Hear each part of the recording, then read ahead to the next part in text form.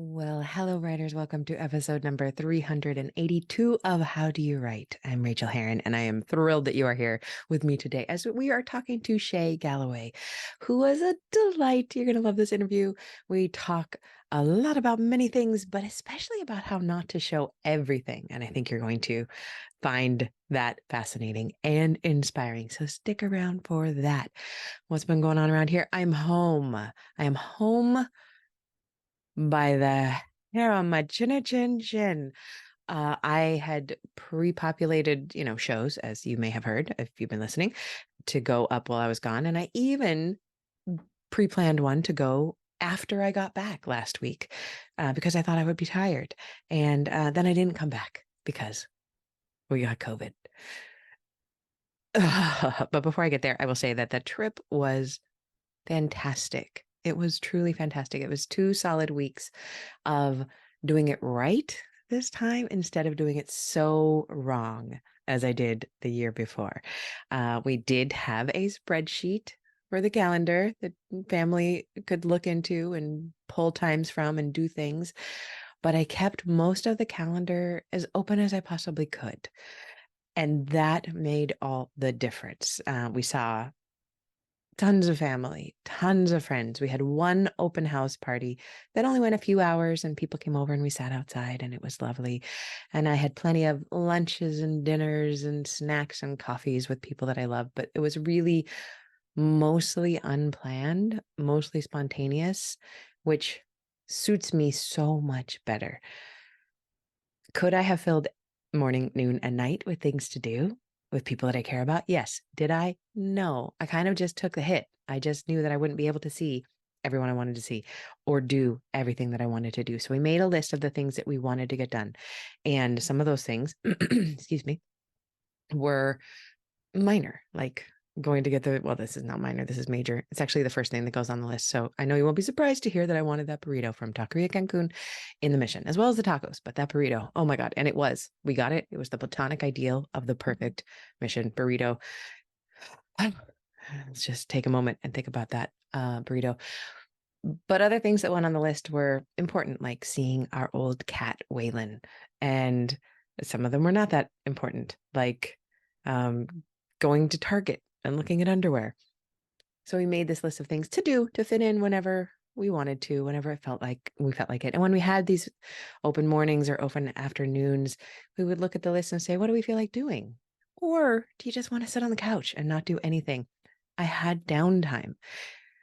I had downtime to sit and play my little game on my phone and listen to a podcast. And it was awesome. Did I have time to write? No, I did not. I didn't have the brain cells, the brain space to do any writing. And I am hopelessly behind and absolutely terrified. I'm on deadline for a book and deadline for an article, neither of which I have no idea. I have no idea how I'm going to get this done.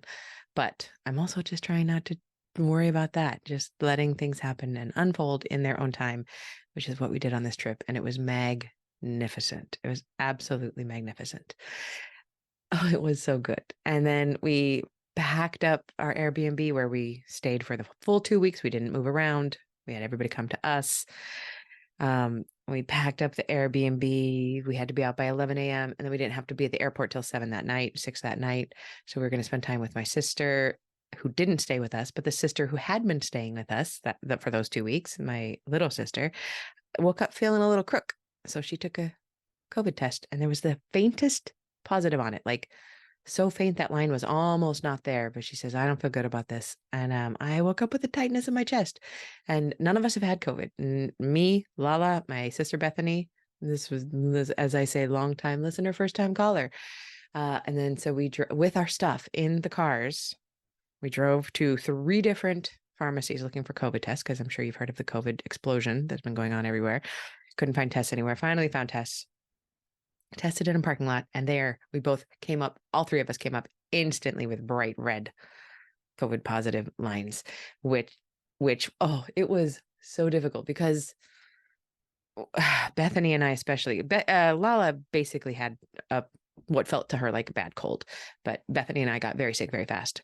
Bethany with a high fever, me with a fever, just absolutely miserable within half an hour of this happening, coughing, pain, everything. But we had to swing into disaster mitigation. So when somebody who is not from the United States goes to the United States to travel, I mean, think about it. The United States is kind of a terrifying place to go because the whole world knows that if you get hurt or injured or you have to do anything, you have to see a doctor for any reason, you might end up paying thousands of dollars or more, tens of thousands of dollars. So when you travel to the United States, it is a very good idea to buy trip insurance. We bought medical insurance and trip insurance for this, which we've done both of the times we've gone back to visit. It's about $800, but it's just the cost, it's just like an additional cost to your trip because you need to have it. Last time, of course, we didn't use it at all. This time it immediately came into play because we needed to see doctors.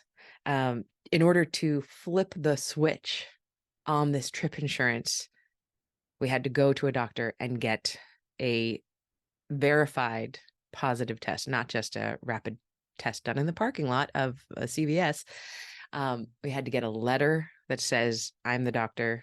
These people can't fly. They're not fit to fly until X date, which was just so hard to try to figure out when we didn't have a doctor. We didn't know where to go.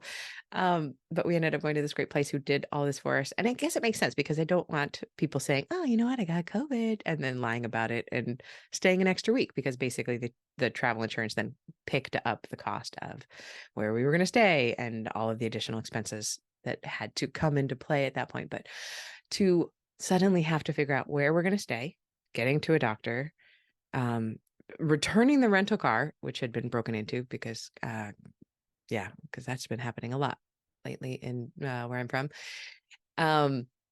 Figuring out our own car on the other end, which we'd only been allowed to leave it in the long-term parking until the date we were coming back. And that wasn't going to happen. Our dog was in boarding, and it's very hard to get her into this boarding place. So what were we going to do if the boarding place couldn't take her?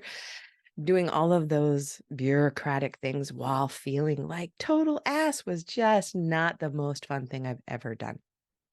But a friend came in clutch. She was out of town, let us stay at her house for a few days while we sorted things out. And then we moved to an Airbnb. And y'all, this is the very long-winded point that I'm trying to get to here, is that this happened on our last day. So we added an extra week to our trip. We hoped that we could test negative and feel better within a week, and it was just a guess, but it did turn out that way. We all got Paxlovid because all of us have pre-existing conditions, which we needed it. So we got the Paxlovid in us, and that worked well. And within 3 days, we were all feeling much better. Bethany and I still felt crappy. Lala felt almost well. And here's the thing, is that then we just had to rest. And I had 6.5 days of lying in a bed, watching television on my iPad, listening to podcasts. I didn't do much reading because here's the thing. When I read for enjoyment, and I read a lot, but I can't ever turn my brain off when I'm reading. I'm always working a little bit. It's very rare that I can read a book that just turns my brain off with pure pleasure. And I just wanted relaxation. So I watched all 18 episodes of Welcome to Wrexham, which is the incredible docudrama true story of Ryan Reynolds and, what's his name? Rob McElhenney buying a Welsh soccer club and trying to take it up the ranks. So that was great. I watched a bajillion episodes of Virgin River because that was the absolute pablum that my brain required. I needed something soft and sweet. Oh, I did watch all of Deadlock, which was not soft or sweet, but was hilarious and truly phenomenal. If you enjoy funny murder shows set in Australia with a very strong feminist hilarity, please go watch Deadlock, LOCH. And I just laid there and relaxed. And I have to say, and this is, my high positivity, I'm sure, but I just enjoyed the hell out of it. I hated feeling so crappy, but once the Paxlovid was in us and I knew that we weren't going to end up in the hospital, I was just like, okay, we're sick. I'm just going to relax.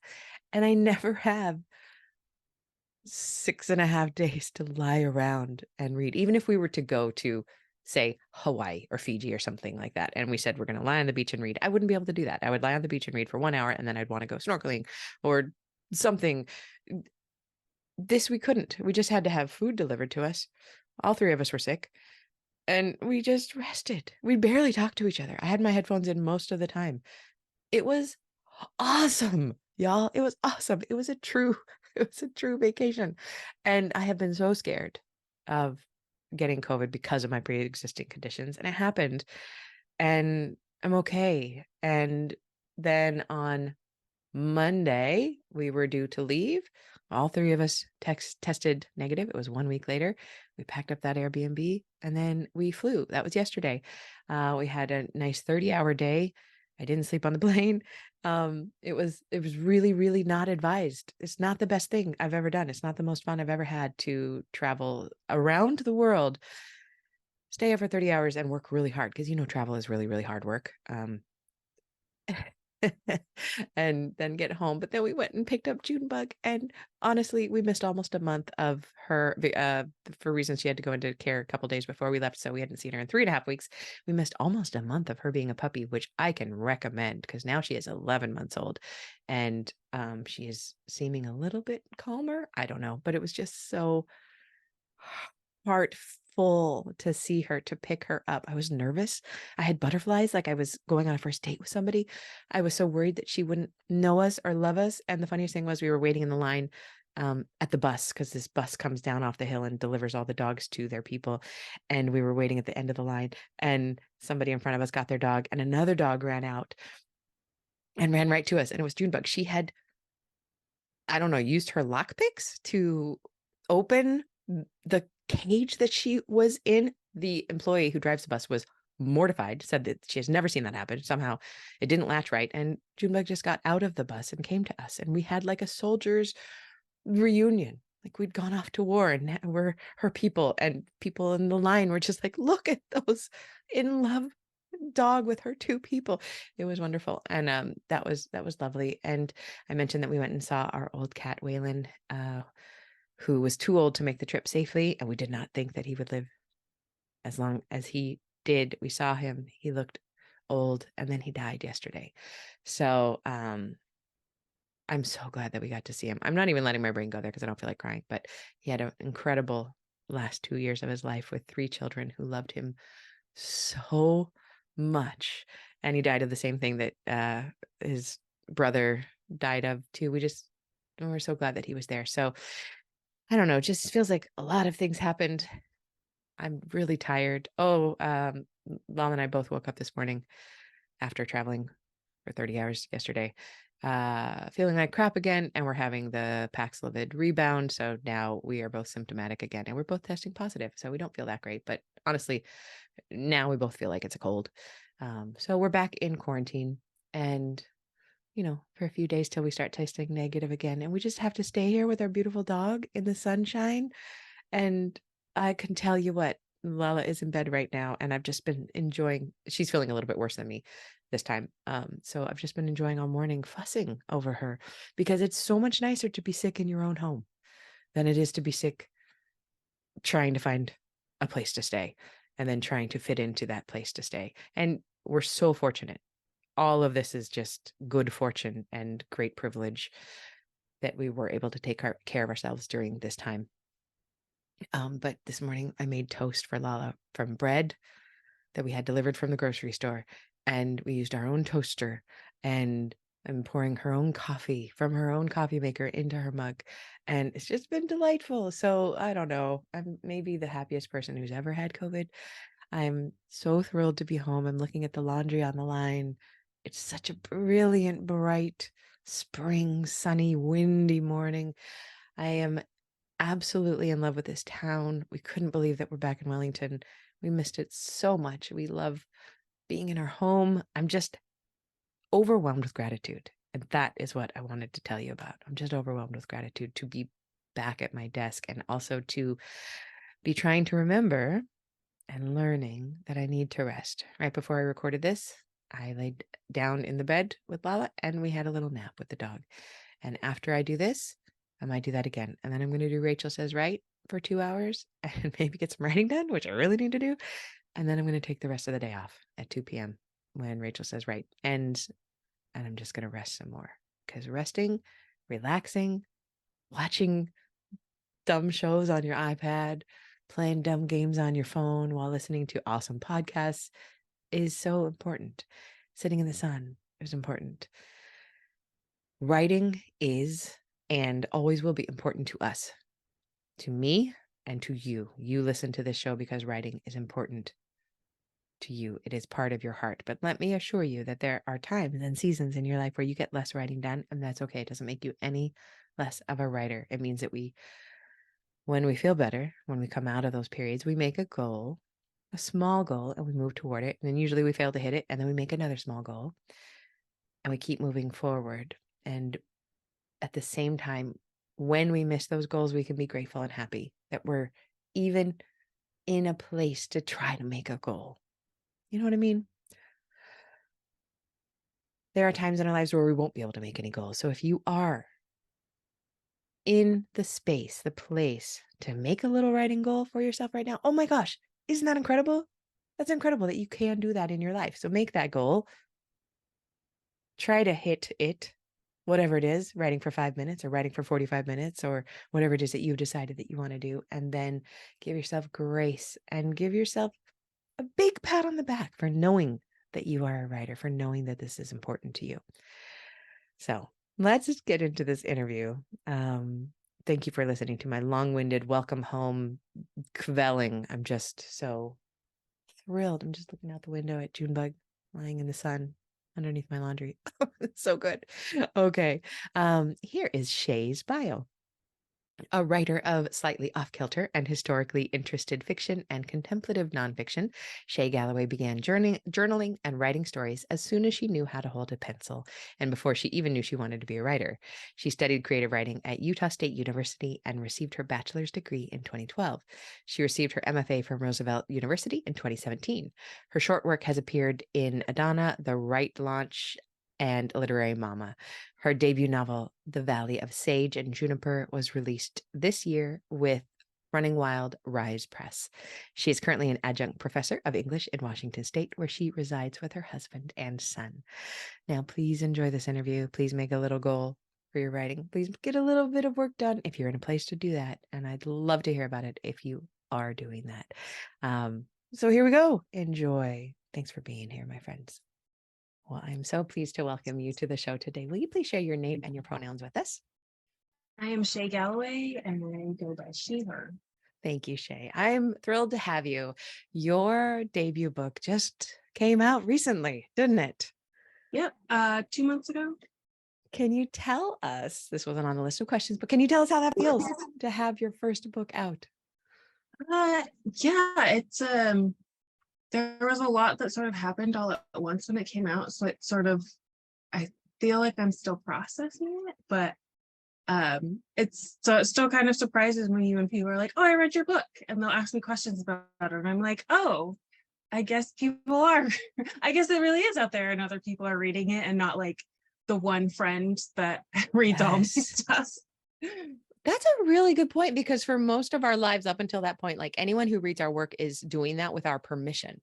And then once your book is out there, you can't get permission anymore. Anybody could just pick it up and read it. That can be super unnerving. So it's kind of surreal. I mean, it was a very small press, and so it like hasn't really picked up. Sort of like release week was kind of wild, and then like now things have slowed down again. And so I'm just kind of, oh yeah, it's out there. that I will honestly, I believe that is not because it's with a small press. It's because it's just a book out there in the world. Big, huge traditional publisher presses, like same thing happens. The same thing happens. And then I was actually just writing about this, like how it feels to have a book come out and then just have to go back to real life. You know, it can be complicated. There's so much sort of like a lot of layered emotions before your book comes out, and then like you're anxious and you're nervous and excited, and then it comes out and you're just like, I'm done. I get like, I mean, you're never really done, but it's like, well, before that you're doing so much editing and perfecting it, and then you just Yeah. are like, I just have to let it go. I guess it's sort of like I only have a 3-year-old, but I'm assuming that's kind of what it's like when you have a child that goes off to college. You're just like, I Yeah, guess it's just over. Like I've done this part and now it's out in the world. maybe, but that child will, hopefully keep changing and growing and learning and, evolving as a human being, whereas our books don't evolve anymore. They just kind of like, oh, they're done. I remember my very first reading I ever did in public. I was reading from my book and I found a typo. Sorry, 1 second. Sure. Real life and 3-year-olds in the background is great. Yeah, no, I found a typo in the printed book, in the published book while I was at a reading. I was like, oh, no, can't change it. That's just what it is. Yeah, no, Okay, I have done that too. I've looked and been like, oh, that's a typo, but whatever. Can you share a little bit with us about your writing process? How do you get it done with, you are teaching, you've got a 3-year-old, real life? Yeah, I'm very slow. So I don't write a book in a year. I'm maybe lucky to get a book in 2 years. Mhm. I now, since my son was born, I mostly stick to like nap times, which is like a couple of hours in the afternoon. So it's really only have a couple of hours for that. And then like just I'm not an everyday writer and I never have been. So I very much I'm like, I have to schedule it now. And yeah, so it's like I do that. And then on weeks that like grading papers, especially like finals week, I don't do a lot of writing because I'm very focused on doing that. And so I do that. I tend to start with writing by hand. I usually draft everything by hand the first time, The sort of whole chapter first by draft. chapter. Yeah, chapter by Wow. chapter though. And so like once I feel like I've got essentially a chapter, I'll type it up and then kind of go through that. And then I also now have like a mechanical keyboard, like Bluetooth keyboard that like looks like a little typewriter. So I can hear the clickety clack and that just makes it feel nice and very official. And so I do that and then I'll usually write a whole draft, which that first draft might take me anywhere from about a year to write on average, a year to a year and a half. And then I set it away for a couple of weeks, generally about 4 weeks. Don't even look at it. Then I'll print it out and read through it, sort of just like as a reader, make a few notes as I go through, and then I'll read through it again and make some pretty deeper notes. And then start to edit it from there on the computer, and like have people read it. So that's generally like getting a draft done. Like Are the journey of you one draft. are you plotting as you go, or are you pretty much pantsing it your way through? I mostly pants. I mostly pants. I think I'm maturing into a plotter though. I do like I have always sort of thrown down a lot of like a skeleton plot. I'll be like, okay, this thing needs to happen. Often when I start with a story, I start with a beginning and I have an end in mind. The end usually is always the thing that I have.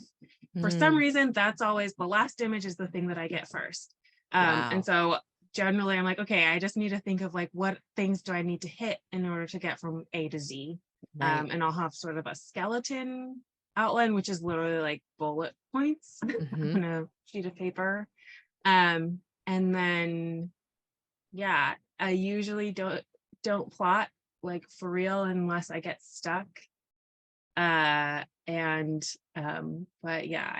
I actually have a couple of books that I would like to write that I have actually sat down and like drafted like beats and like all that. So it'll be interesting to write it. So I'll see. Yeah, That's cool.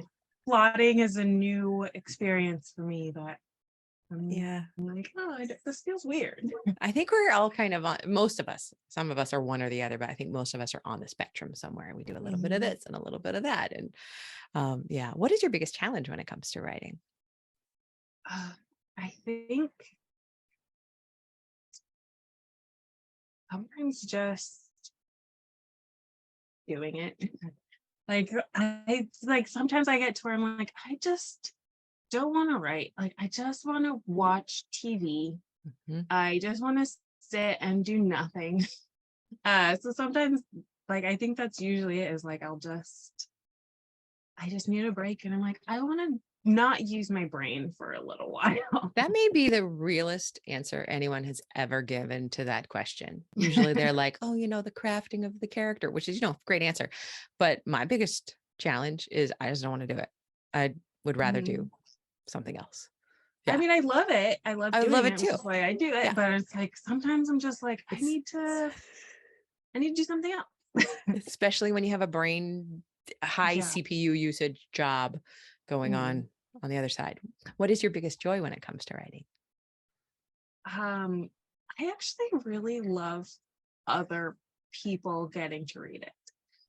Maybe I just have kind of like a celebrity complex or something. I don't know. But I just love like when other people read it and then they like praise me for it, of course. But like I just love when other people connect to it. Like I had a friend who just messaged me and she was like, this is the most I've ever felt seen about growing up in the Rocky Mountains. Oh, I was like, yeah. what a wonderful thing to say. And allowing yourself to feel it and enjoy it is so important. That's awesome. Awesome. Can you share a craft tip of any sort with us? I think one thing is trust your readers are going to be able to fill in some of those gaps. So don't try to write everything.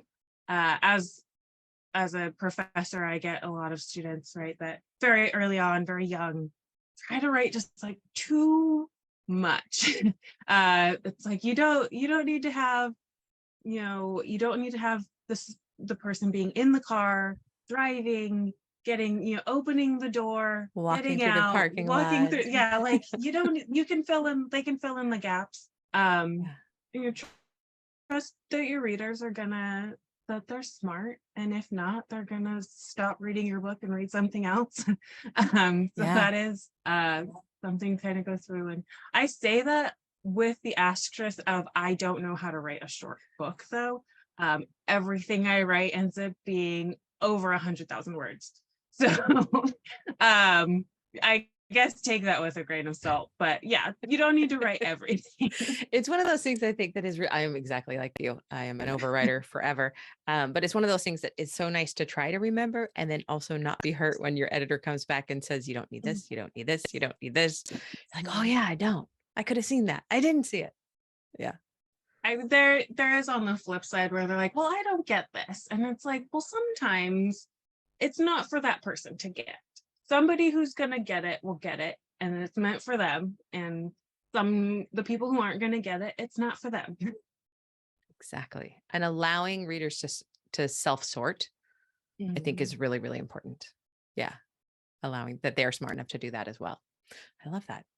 What is the kindest thing that anyone's ever done for you in your writing career? Probably I can think of most recently. I was querying agents a few months ago, and one passed. She was like, "Well, I think the story, I think the writing is really good. I don't think it's for me." But they did recommend me to another agent within their agency, and we're like, "I think that they would do much better. I think that they would like it a lot more." I didn't end up going with that agent, but and I have since learned that that's like actually a really common thing. But I was like, that's just so sweet that you would like, you think that I'm so like, you like me enough to be like, I think that you have potential. I'm going to give you to somebody that would be better for you. I don't know So if it's that that was really. I don't know if it's a common thing. I think it might be a common thing for people who are good writers because you're surrounded by good writers. Yes. But agents passing a book to another agent in the agency, they have to believe in your work in that book pretty pretty substantially, because even if it's not for them, because they're not going to waste their colleagues' time. I think that's really cool and really beautiful. It's Yeah, so that was just really nice, and that's the most recent thing I can think of. So you sold then the Valley of Sage and Juniper without an agent, is that right? Yes, that is correct. Yeah, I went with a small press for that one. And I'm working on a second book with an agent. So it was sort of, it all happened kind of right at the same time. Like the Valley of Sage and Juniper came out, and like in that same month, I also was querying and like got an agent. So it was sort of a lot that happened at once. Which is like I'm aware like this was an absolute unicorn thing to happen, but like I was like, yeah, I had a book come out, and then people were like, oh, you have an agent. Like, what's your agent doing with this book? I'm like, nothing, because that's not how agents work. But Right. No, if she didn't sell your book, then that's not her book to ever work on that. And so you would have had to do all the negotiations. Did you have somebody help you with the contract, or a lawyer look at it, or how did you handle that? um no, I did read through the I read through the contract, and it was like pretty clear. It didn't have too much legalese. I also was like, well, maybe again, my little like God complex here, but I was like, I'm an English professor. I can understand legal like legal contracts. But when I read through it, there wasn't anything that like was a flag for me. I had sort of compared it to other example contracts. And Good. so nothing really like stood out to me. And you get to keep I 100% of maybe that wouldn't money. suggest that for everyone or advise that everyone do it. I would say like the Authors Guild has people that will look over contracts for you. But so maybe not for everyone. And we've heard horror stories, so I just kind of like looked out, but like make sure that you do the due diligence. What is the kindest thing that you've ever done for yourself as a writer? Um, I think just giving myself the permission to do it. It can be really easy to just think like, oh, this isn't, it's not lucrative, so I'm just not going to worry about it right now. Or like, especially women and mothers, we tend to do this where we're like, okay, this isn't providing anything for me or my family. It's not important. So I'm going to just like put it away or put it on the back burner. And then I think on top of that, also, I came from quite a low income blue collar background. And so like pursuing art was like, it's well and good you have a hobby, but like you can't dedicate too much time to it because you got to put food on the table. And art doesn't isn't the most stable of Yeah. of bringing home the bacon. And so like I just giving myself the permission to like pursue it with dedication. And I think that's sort of been the kindest thing I've done for me. I do also have a partner who is very supportive of it. And so that also is a big help. I guess that's another kind thing someone's done for me, is just like been supportive. I think he has sold more books than I have for me. So That's he's so very much cute. like, oh, he's definitely one of the husbands that's like, my wife wrote a book, and was like handing them out to people who don't even read. He's like, you have to have this book anyway. That is adorable. And the combination of you two, like him supporting you, but then in that, but also you giving yourself to, I think you said, to have to the permission to have that with dedication, with drive. You gave that to yourself. That's really, really great. May I ask you, what is the best book that you've read recently? And why did you love it? um, I think one that I keep coming back to, I've read a lot of books, but I might have it here, is Homegoing by Yagyasi. Mhm. And it's I like, keep meaning to read that one and keep forgetting to. So thank you for yeah, reminding me again. yeah, for those who don't know, it's a multi-generational family saga, sort of about two lines of an African family, one that ends up in America under the slave trade, and one that stays in Africa during colonization. And I just think it's really great. Every chapter is a new person, and somehow it still feels like so cohesive, and like I don't know how she did it. Like it's just I'm just enthralled by, like, it doesn't feel like often like a lot of different, when you have separate chapters for people, it often feels like a collection of short stories, and it doesn't feel like that. It feels like a full novel. So I'm just like really impressed by it. Oh, the way you present that, I didn't know it was written in that that sort of narrative. And I know that it lives on my Kindle, so I will be pulling that up next to read. Thank you for that. And speaking of books, will you please tell us a little bit about your book? Yeah, so my book, Valley of Sage and Juniper, it is set in the 1930s in the Rocky Mountain West, here in the US. And it is about two sisters, Genesis and Isaiah, and a mysterious preacher comes through town and starts essentially a cult. I don't think they would have used the word cult back in that day and age, but he essentially starts a cult, which their mom joins. And so that's happening, and there's the Great Depression is also happening, and they learn that this cult leader also wants to take their ranch and also wants their land. And so most of the book is them trying to navigate womanhood and keeping their ranch out of this guy's hands. And so it spans about 15 years. And it's just a Western, a literary Western is how I like to describe it. Yes, it's a feminist historical literary Western. That sounds amazing. Wow. And it can be found everywhere fine books are sold, or order in a bowl. Where can we find you on the internet?